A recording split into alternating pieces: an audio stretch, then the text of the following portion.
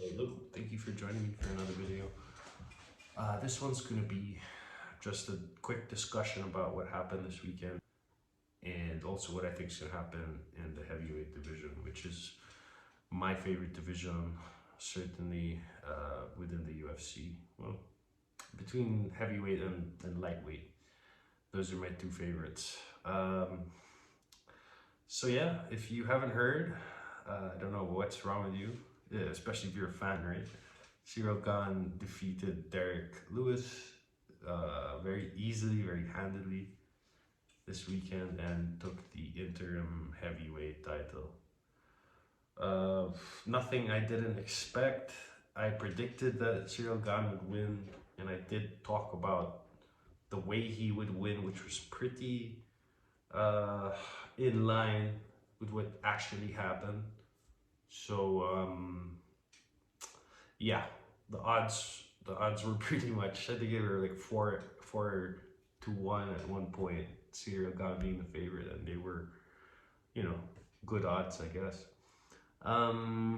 Ciryl Gane is really good. That's what I have to say. I've been saying it since I predicted him beating Junior Dos Santos 3 fights ago. He is really good and also, pretty tough. I saw him take a few shots from Derrick Lewis, maybe 3 shots. Yeah, and his skill is there. I mean, especially when he was finishing Derrick Lewis, that's when he, really threw those power shots that finished the fight. I mean, Gane is a very smart fighter as well. That's something that you cannot take away from him. And although a lot of people say he's not the most explosive or entertaining fighter, he's definitely one of the more skilled fighters in the division.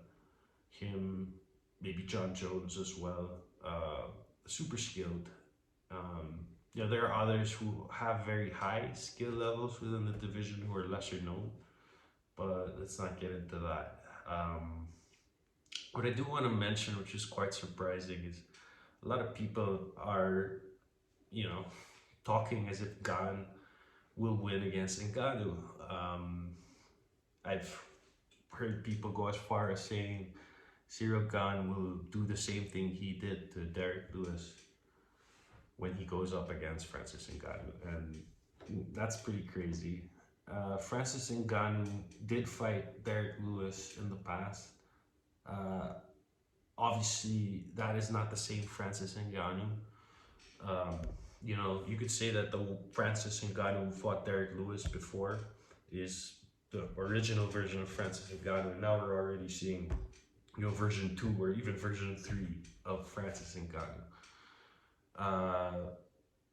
So yeah, we're not gonna, if we see that fight happen, that's not even a sure thing yet. You know how the UFC is. I mean, when Stipe and Francis fought, Francis became the champion. People were almost sure the next fight was going to be John Jones and Francis Ngannou, but look what happened. And now we're almost sure that the next fight's going to be Gane and Ngannou. But yeah, I mean, everybody knows who's following the sport. I mean, well, maybe not everybody. Ngannou does have some grievances, let's say, with the UFC. Excuse me. With regards to fighter pay, not just for himself, but he's sort of, maybe not so actively, but become a voice speaking about fighter pay. Not so directly though. I want to note, not so actively either. But that is a fight we're gonna see. I don't understand why people are overestimating Gane and even and underestimating Ngannou. I even saw one betting company put Gane as the favorite against Ngannou. That's pretty crazy. I think this needs to be thought out more. And a lot of people are talking about the sparring footage that is out between Francis Ngannou and Ciryl as a basis to say Francis will lose that fight. I do want to point out that, look, the timeline with Francis, he used to train in the gym that Ciryl Gane is training at currently, which is MMA Factory. MMA Factory, yeah, in Paris. When Francis was leaving MMA Factory to go into Las Vegas, where he lives now, and start training at Extreme, excuse me, Extreme Couture, that's when Ciryl, oh my gosh, I got COVID.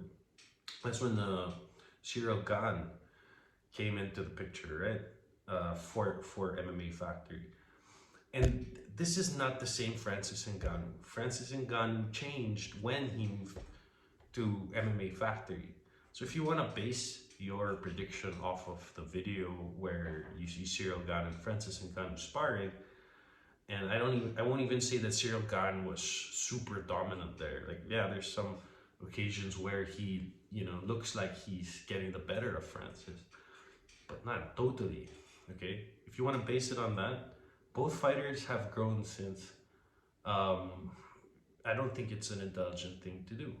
So for me, at this point, I wouldn't be able to give you an intelligent prediction on who would win. It's a pick'em for me between Gane and Ngannou.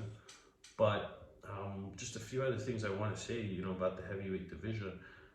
As I alluded to earlier, it's not something that's guaranteed. I mean, John Jones is floating in the wings there, waiting for his opportunity to fight.